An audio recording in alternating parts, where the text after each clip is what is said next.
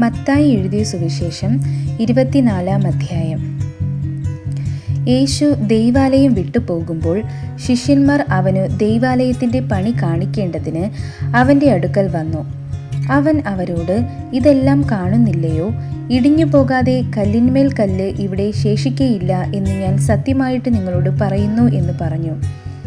അവൻ ഒലിവുമലയിൽ ഇരിക്കുമ്പോൾ ശിഷ്യന്മാർ തനിച്ച് അവൻ്റെ അടുക്കൽ വന്നു.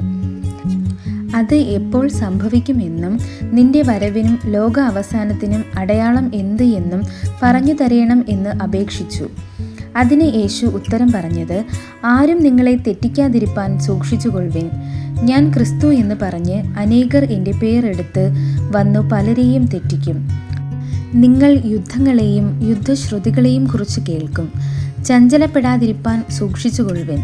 അത് സംഭവിക്കേണ്ടത് തന്നെ, എന്നാൽ അത് അവസാനമല്ല. ജാതി ജാതിയോടും രാജ്യം രാജ്യത്തോടും എതിർക്കും. ക്ഷാമവും ഭൂകമ്പവും അവിടവിടെ ഉണ്ടാകും. എങ്കിലും ഇതൊക്കെയും ഈറ്റുനോവിൻ്റെ ആരംഭമത്രേ. അന്ന് അവർ നിങ്ങളെ ഉപദ്രവത്തിന് ഏൽപ്പിക്കുകയും കൊല്ലുകയും ചെയ്യും. എൻ്റെ നാമനിമിത്തം സകല ജാതികളും നിങ്ങളെ പകയ്ക്കും. പലരും ഇടറി അന്യോന്യം ഏൽപ്പിച്ചു കൊടുക്കുകയും അന്യോന്യം പകയ്ക്കുകയും ചെയ്യും. കള്ളപ്രവാചകന്മാർ പലരും വന്ന് അനേകരെ തെറ്റിക്കും. അധർമ്മം പെരുകുന്നതുകൊണ്ട് അനേകരുടെ സ്നേഹം തണുത്തുപോകും. എന്നാൽ അവസാനത്തോളം സഹിച്ചു നിൽക്കുന്നവൻ രക്ഷിക്കപ്പെടും.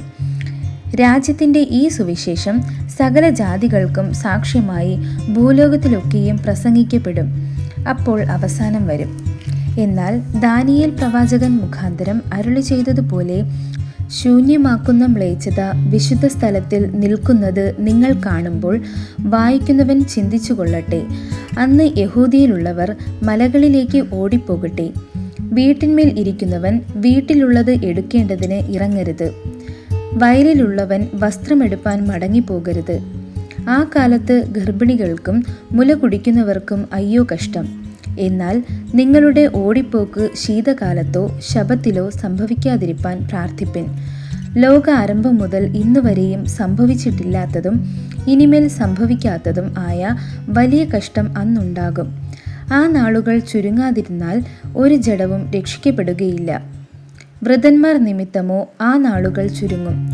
അന്ന് ആരാനും നിങ്ങളോട്, ഇതാ ക്രിസ്തു ഇവിടെ, അല്ല അവിടെ എന്ന് പറഞ്ഞാൽ വിശ്വസിക്കരുത്.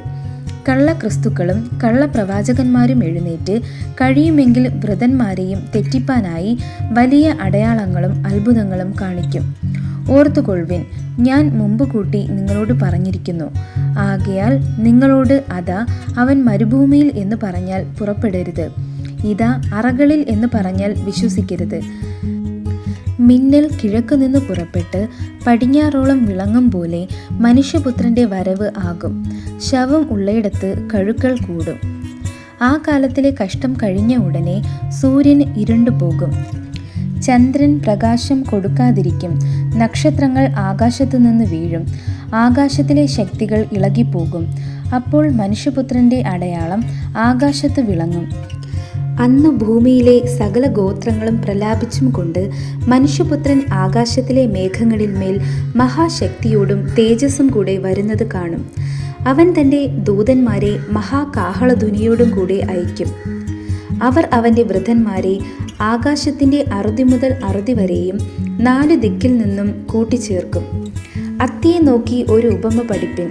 അതിൻ്റെ കൊമ്പ് ഇളതായി ഇല തളിർക്കുമ്പോൾ വേനൽ അടുത്തു എന്ന് നിങ്ങൾ അറിയുന്നുവല്ലോ. അങ്ങനെ നിങ്ങൾ ഇതൊക്കെയും കാണുമ്പോൾ അവൻ അടുക്കെ വാതിൽക്കൽ തന്നെ ആയിരിക്കുന്നു എന്ന് അറിഞ്ഞുകൊള്ളുവിൻ. ഇതൊക്കെയും സംഭവിക്കുവോളം ഈ തലമുറ ഒഴിഞ്ഞു പോകുകയില്ല എന്ന് ഞാൻ സത്യമായിട്ട് നിങ്ങളോട് പറയുന്നു. ആകാശവും ഭൂമിയും ഒഴിഞ്ഞു പോകും, എൻ്റെ വചനങ്ങളോ ഒഴിഞ്ഞു പോകുകയില്ല. ആ നാളും നാഴികയും സംബന്ധിച്ചോ എൻ്റെ പിതാവ് മാത്രമല്ലാതെ ആരും സ്വർഗത്തിലെ ദൂതന്മാരും പുത്രനും കൂടെ അറിയുന്നില്ല. നോഹയുടെ കാലം പോലെ തന്നെ മനുഷ്യപുത്രൻ്റെ വരവുമാകും. ജലപ്രളയത്തിന് മുമ്പുള്ള കാലത്ത് നോഹ പെട്ടകത്തിൽ കയറിയ നാൾ വരെ അവർ തിന്നും കുടിച്ചും വിവാഹം കഴിച്ചും വിവാഹത്തിന് കൊടുത്തും പോന്നു. ജലപ്രളയം വന്ന് എല്ലാവരെയും നീക്കിക്കളയുവോളം അവർ അറിഞ്ഞതുമില്ല.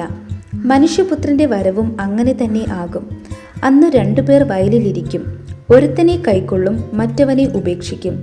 രണ്ടുപേർ ഒരു തിരിക്കല്ലിൽ പൊടിച്ചുകൊണ്ടിരിക്കും. ഒരുത്തിയെ കൈക്കൊള്ളും, മറ്റവളെ ഉപേക്ഷിക്കും. നിങ്ങളുടെ കർത്താവ് ഏതു ദിവസത്തിൽ വരുന്നു എന്ന് നിങ്ങൾ അറിയായ്ക കൊണ്ട് ഉണർന്നിരിപ്പിൻ. കള്ളൻ വരുന്ന യാമം ഇന്നതെന്ന് വീട്ടുടയവൻ അറിഞ്ഞു എങ്കിൽ അവൻ ഉണർന്നിരിക്കുകയും തൻ്റെ വീട് തുറക്കുവാൻ സമ്മതിക്കാതിരിക്കുകയും ചെയ്യും എന്ന് അറിയുന്നുവല്ലോ. അങ്ങനെ നിങ്ങൾ നനയ്ക്കാത്ത നാഴികയിൽ മനുഷ്യപുത്രൻ വരുന്നതുകൊണ്ട് നിങ്ങളും ഒരുങ്ങിയിരിപ്പിൻ. എന്നാൽ യജമാനൻ തൻ്റെ വീട്ടുകാർക്ക് തൽസമയത്ത് ഭക്ഷണം കൊടുക്കേണ്ടതിന് അവരുടെ മേൽ ആക്കിവെച്ച വിശ്വസ്തനും ബുദ്ധിമാനുമായ ദാസൻ ആർ? യജമാനൻ വരുമ്പോൾ അങ്ങനെ ചെയ്തു കാണുന്ന ദാസൻ ഭാഗ്യവാൻ. അവൻ അവനെ തനിക്കുള്ള സകലത്തിന്മേലും യജമാനൻ ആക്കി വയ്ക്കുമെന്ന് ഞാൻ സത്യമായിട്ട് നിങ്ങളോട് പറയുന്നു. എന്നാൽ അവൻ ദുഷ്ടദാസനായി യജമാനൻ വരുവാൻ താമസിക്കുന്നു എന്ന് ഹൃദയം കൊണ്ട് പറഞ്ഞു. കൂട്ടുദാസന്മാരെ അടിപ്പാനും കുടിയാന്മാരോട് കൂടി തിന്നു കുടിപ്പാനും തുടങ്ങിയാൽ ആ ദാസൻ നിരൂപിക്കാത്ത നാളിലും അറിയാത്ത നാഴികയിലും യജമാനൻ വന്ന് അവനെ ദണ്ഡിപ്പിച്ച് അവന് കപടഭക്തിക്കാരോട് കൂടെ പങ്കു കൽപ്പിക്കും. അവിടെ കരച്ചിലും പല്ലുകടിയും ഉണ്ടാകും. ഈ വായിച്ചു കേട്ട തിരുവചന വേദഭാഗങ്ങളാൽ ദൈവം നമ്മെ ഓരോരുത്തരെയും സമൃദ്ധമായി അനുഗ്രഹിക്കുമാറാകട്ടെ. ആമേൻ.